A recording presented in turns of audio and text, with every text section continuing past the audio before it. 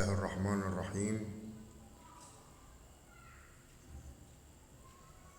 السلام عليكم ورحمة الله وبركاته لكل أحبابي وكل الشعب وجيش وشرطة، وتحيا مصر وتحيا مصر.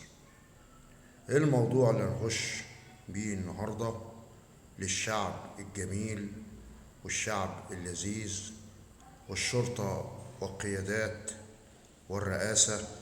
إيه الموضوع اللي هنخش فيه النهاردة؟ محمد رمضان. محمد رمضان ده مش مصري، ده بيعمل حفلات بس من تحت الستار، واحنا الشعب كله لازم الاطفال والاولاد والبنات وجميع الاسر وجميع الشعب لازم يكون واعي لمحمد رمضان. محمد رمضان ده صهيوني. ايه معنى الصهيوني؟ راجل بيعمل حفلات ماشي، بس مثله زي محمد علي اللي كان شغال في العقارات والمباني والمعدات، تمام، ودخل خد فلوس البلد وفلوس الشعب وهرب. محمد علي مثله محمد رمضان. محمد رمضان ده بيعمل حفلات من تحت الستار، وخد طيارة خاصة عشان يعمل حفلة. وعشان تشوفوا محمد رمضان ده لازم يكون فيه وقفة، كلنا وقفة واحدة، جيش وشرطة ورئاسة وشعب. والشعب بناء هو الشعب القوي اللي بيطلع فئات من العسكرية، الأبناء أولاده في الجيش والشرطة والشعب لازم يقف وقفة لمحمد رمضان. ومثله محمد علي الخاين بلده. محمد علي خاين بلده وخاين تراب بلده. مثله محمد رمضان. محمد رمضان خاين خاين خاين خاين خاين. تحيا مصر تحيا مصر تحيا مصر. ومنه محمد رمضان ومن أمثاله مطر وغيره وغيره وغيره، كلهم خاينين لبلدهم مصر أم الدنيا. وزي ما قال رئيس الجمهورية لازم نقف وقفة واحدة، نقف وقفة واحدة، كلنا ايد واحدة، نبني بلدنا، نعمر بلدنا، نقف وقفة واحدة. تحيا رئاسة الجمهورية، تحيا رئيس الجمهورية الأستاذ عبد الفتاح السيسي، تحيا رئيس الجمهورية الأستاذ عبد الفتاح السيسي. ونقف واحنا ورا منك يا ريس، واحنا ورا منك من في فئة أطياف مش كويسة ولا دماغها كويسة، منهم محمد رمضان ومنهم محمد علي ومنهم أمثالهم اللي طلعوا في الدول التانية وعاوزين يخربوا بلدنا. عاوزين ان الشعب يكون واعي، يكون واعي، يكون واعي زي ما قال ربنا سبحانه وتعالى. نقف وقفة واحدة، وقفة واحدة. تحيا مصر، تحيا الرئاسة، تحيا الجيش، تحيا الشرطة، تحيا رئيس الجمهورية الأستاذ عبد الفتاح السيسي، وربنا يحميه. واحنا لازم نعمر بلدنا، ولازم الشعب يكون واعي لمحمد رمضان. محمد رمضان الفلوس عمته، واحنا اللي عملناه، الشعب هو اللي عمله واحنا اللي عملناه. جيش وشرطة ورئاسة وشعب هو اللي عمل الامثال اللي زي محمد رمضان ومحمد علي وكده وكده وكده وكده، الاشكال الضاله اللي ما بيخافوش من ربنا، ولازم يخافوا من ربنا، والشعب لازم يكون واعي. كله يزول الا ان هي تزول مصر، كلنا نزول الا مصر. انت مين ياللي انت سابق كل عصر؟ انت مين فيك الهزيمة قلبت لنصر؟ انت مين ياللي انت سابق كل عصر؟ انت مين بيك الهزيمة قلبت لنصر؟ ياللي بتتحمل مقاس، ياللي بتضحك وانت ناسي تقول اموت وتحيا مصر. انا ابن مصر، انا ابن مصر، انا ابن مصر. انا المصري، انا الانسان، انا المسنود على بلادي، طول عمرها امن وامان تعيش ولادك يا بلادي. شكرا اطباء والجيش احبه والشرطه منا وعلينا، قد التحدي يا رب عدي كل المحن من حوالينا. شكرا اطباء والجيش احبه والشرطه منا وعلينا، قد التحدي يا رب عدي كل المحن من حوالينا. انا اللي بضحي علشان غيري بس يعيش، انا المصري اللي متأصل وغيري مفيش. انا الضحكة اللي برسمها مع الدمعة اللي بكتمها، انا اللي بعدي على الاوجاع واحزاني اللي بردمها. انا الشمعة اللي بتنور على وشوش اللي جاي لينا، يا رب مصر تسلمها بحق لطفك ونبينا. شكرا اطباء والجيش احبه والشرطه منا وعلينا، قد التحدي يا رب عدي كل المحن من حوالينا. شكرا اطباء والجيش احبه والشرطه منا وعلينا، قد التحدي يا رب عدي كل المحن من حوالينا. مين اللي عايش بالديلة وبرغم كده عيشته جميلة، هندينه على عيشة وراضيين مع انها الشيلة تقيلة. احنا اللي ربنا حمينا من اي محنة يعدينا، احنا اللي قالوا علينا زمان شعب الكرم والخير فينا. شكرا اطباء والجيش احبه والشرطه منا وعلينا، قد التحدي يا رب عدي كل المحن من حوالينا.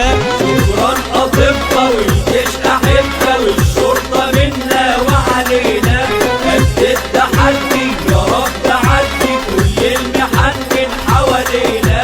احنا اللي بايدينا هنبني بلدنا تكبر بولادها، سايبها لابني ولابن ابني يعلوا دايما امجادها.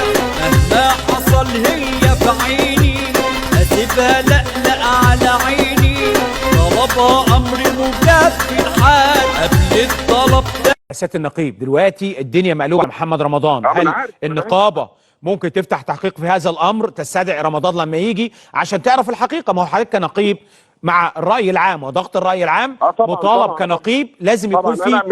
انا لما يجي هستدعيه في النقابة وهطلب منه بيان رسمي اللي هو قاله لي عشان يبقى ده موثق وننزله قدام الإعلام كله. بيان وليس تحقيق. ما هو لازم الاول افهم الموضوع يا استاذ احمد، اصل الاتهام برضه ليه اركان. طبعا.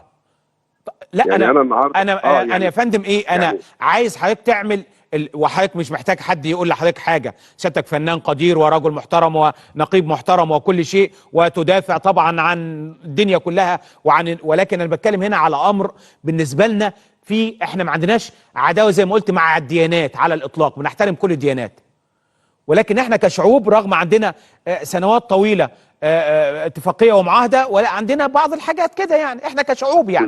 بالظبط.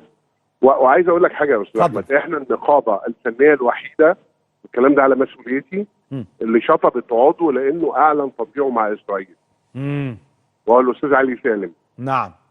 انا بقولها بعلو صوتي، احنا النقابه الفنيه الوحيده اللي شطبت عضو من سجلاتها لانه اعلن تطبيعه مع اسرائيل.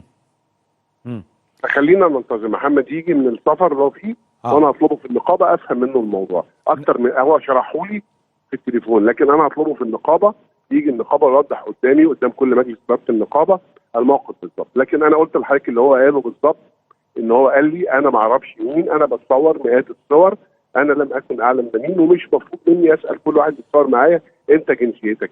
طيب خلينا محمد رمضان على جنب. لو هذه الصورة يعني زي ما بقول كده ثبت ان محمد رمضان انه عرف، لو احنا تاكدنا من هذا الامر، هل بيبقى فيه اجراء منكم كنقابه؟ اذا انا بقول اذا يعني بص يا استاذ احمد، لو محمد يعني انكر ده تماما، ده يعني ما اعتقدش ان محمد بعد ما انكر هيقول اقوال اخرى. لكن في الاخر لو في حاجه اعلى من كده دي بتبقى مستواها التحقيق، لا انا ولا انت اللي بنقول، لجنه، لان طبعا تفسير التطبيع ما هو التطبيع، والتطبيع هو اقامه اعمال مع العدو الصهيوني او مع العدو الاسرائيلي. هل هو اقامه اعمال؟ يعني مش عايزين نفتح باب يعني نسبق اوانه، لكن انا لست مدافعا عن احد، انا بعرض الصوره بحياديه تامه، اللي قالوا لي محمد رمضان بحياديه تامه. عارف اسرائيل محتفين ازاي بالصوره دي دلوقتي؟ مش عايز اقول لحضرتك قد ايه طبعا محتفلين بيها. قالوا لي اصدقائي كتير قالوا لي فمحمد هو دلوقتي مسافر، هو يعني هيرجع خلال يوم او يومين، ويجي نستدعيه في النقابه ويوضح الموضوع ونعلن قدام الراي العام كله الموقف. لكن انا بقول لحضرتك تعليقي ان محمد رمضان اذكى بكتير جدا من انه يبقى عارف ان ده اسرائيلي ويتصور معاه ويبقى يعني بالدعايه والصحه اللي حصل. احنا كنقابه ضد التطبيع تماما زي ما حضرتك بتقول كده. الاتحاد العام للنقابات كله ضد التطبيع. كله ضد التطبيع. واحنا النقابه الفنيه الوحيده، بعيدا لحضرتك المره الثالثه، اللي شطبت عضو لانه طبع. في نقابات بقى بتدعي، هي معلش مع احترامي، يورونا، يجيبوا دفاترهم وسجلاتهم ويورونا. بس احنا شطبنا احنا شطبنا علي سالم لما اعلن تطبيعه مع اسرائيل، شطبناه. ده عايز اقول لحضرتك يا سياده النقيب، محتفي وحضنه حضن كانه مثلا يعرفوا بعض من 50 سنه. حاجه عجيبه بصراحه. ما هو بص، التقييم ده بقى يا استاذ احمد، ده ما هو خلي بالك من حاجه، ما احنا يعني انا مثلا كنت في عزا من شويه وانا خارج، اتلموا عليا ناس يتصوروا معايا، واللي بيحضن واللي بيحط ايده على كتفي واللي بيعمل. خلي محمد هو يبرر ما حدث، انا مش هبرر، انا قلت اللي قاله لي بحياديه تامه. ننتظر لما محمد يجي من السفر، هنستدعيه في النقابه ويعلن ده ونعلنه كلنا قدام الرئيس. ده تكملة الفيديو لمحمد رمضان. لازم الشعب يوقفه، والرئاسة توقفه، والجيش يوقفه، والشرطة توقفه. تحيا مصر، تحيا مصر، تحيا مصر. زي ما قال رئيس الجمهورية، لازم نقف وقفة واحدة وصف واحد وإيد واحدة. تحيا مصر، تحيا مصر، تحيا مصر. ونحب نعرفكم محمد رمضان ده مش ولد كويس، ولا محمد علي ولا مطر ولا غيره ولا غيره، والأمثال الضالة دي لازم تنتهي خالص من الدنيا والآخرة. وبعدين نقول تحيا مصر، تحيا مصر، تحيا رئيس الجمهورية الأستاذ عبد الفتاح السيسي، وربنا يحميه. واحنا ورا منك يا ريس، واحنا ورا منك بالقوة من عند الله سبحانه وتعالى، وبيك وبالشعب وبالجيش وبالشرطة. ولازم نقف وقفة واحدة ونعمر بلدنا، والأطياف التانية اللي عاوزة تخرب البلد دي تنتهي خالص، دي تنتهي خالص إن شاء الله. وتحيا مصر، وتحيا مصر، وتحيا مصر. من قناة الشعب بنقول لكم تحياتي للشعب الجميل، وتحياتي للرئاسة وجمهورية مصر العربية، وتحياتي للجيش بكل تقدير وكل الاحترام، وتحياتي للشرطة كبيرا وصغيرا بكل التقدير وكل الاحترام. ربنا يحمي مصر زي ما قال ربنا سبحانه وتعالى. لازم نحافظ على بعض ونحافظ على الأسر ونحافظ على الأولاد ونحافظ على بلدنا بجدية. لازم نحافظ على بلدنا زي ما قال الأستاذ عبد الفتاح السيسي رئيس الجمهورية، وربنا يحميه ويحمي بلدنا من عند الله سبحانه وتعالى. والموضوع اللي نخش فيه من قناة الشعب للشعب الجميل كبيرا وصغيرا بكل احترام وكل التقدير، نقول لكم لازم تبقوا واعيين وتعلموا أطفالكم وتوعوا أطفالكم بكل التقدير والاحترام للشعب المصري الجميل من كبيرا وصغيرا، لمحمد رمضان وغيره ومن أمثاله، ونحافظ على بلدنا ونبقى ورا الرئيس ونسمع كلام رئيس الجمهورية ونقف وقفة واحدة. بلدنا هتبقى جميلة ومفيش بلد هتبقى زيها، وهتبقى قوية من عند الله سبحانه وتعالى، وهي قوية من عند الله سبحانه وتعالى. وربنا كرمنا برئيس الجمهورية اللي عمر بلدنا وبلد بقت جميلة، وإن شاء الله الأيام اللي جاية خير خير خير للشعب المصري الجميل. والله والله والله والله البلد دي هتبقى جميلة من عند الله سبحانه وتعالى، بس برئيسها بجيشها بشعبها بالرئاسة بكل التقدير والاحترام. نقول لكم يا شعب يا جميل لازم تبقوا واعيين للناس اللي بتخرب البلد دي. لا لا لا لا، لازم الناس اللي بتخرب البلد دي خلاص تنتهي خالص من على الوجود وما تظهرش تاني في أي قنوات ولا أي حاجة من محمد علي ومطر وغيره ومحمد رمضان ده.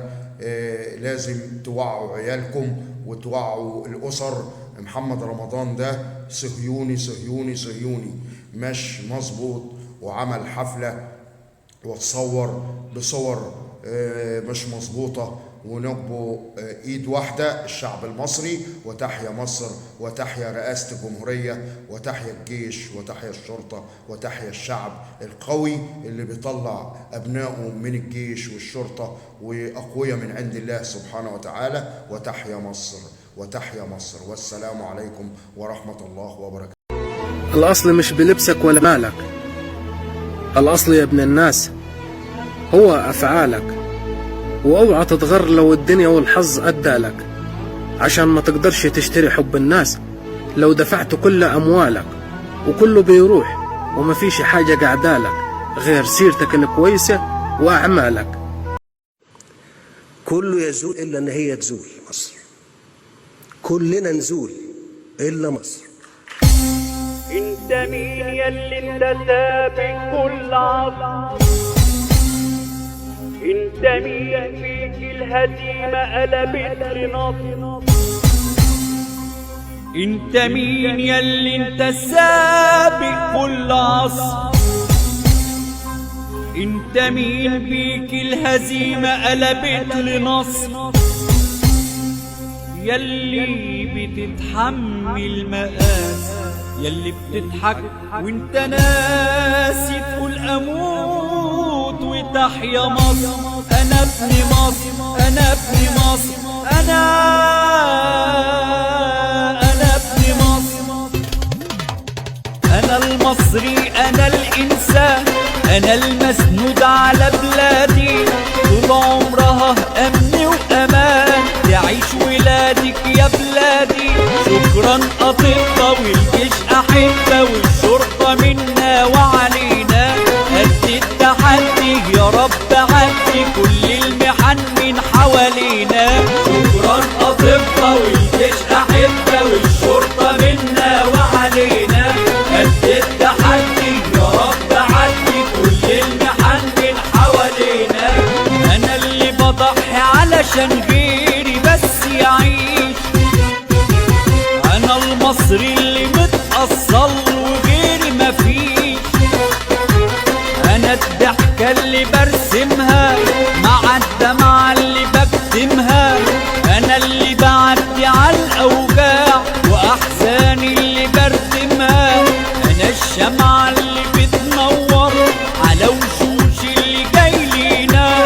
يا رب مصر تسلمها بحق لطفك ونبينا. شكرا أطباء والجيش أحبة والشرطة منا وعلينا. قد التحدي يا رب عدي كل المحن من حوالينا. شكرا أطباء والجيش أحبة والشرطة منا وعلينا. قد التحدي يا رب عدي كل المحن من حوالينا. مين اللي عايش بالديلة وبرغم كده عيشته جميلة. عندينه على عيشة وراضيين مع انها الشيلة تقيلة. احنا اللي ربنا حمينا من اي محنة يعدينا. احنا اللي قالوا علينا زمان شعب الكرم والخير فينا. شكرا أطباء والجيش أحبة والشرطة منا وعلينا. قد التحدي يا رب عدي كل المحن من حوالينا. شكرا أطباء والجيش أحبة والشرطة منا وعلينا. قد التحدي يا رب عدي كل المحن من حوالينا. احنا اللي بإيدينا هنبني بلدنا تكبر بولادها.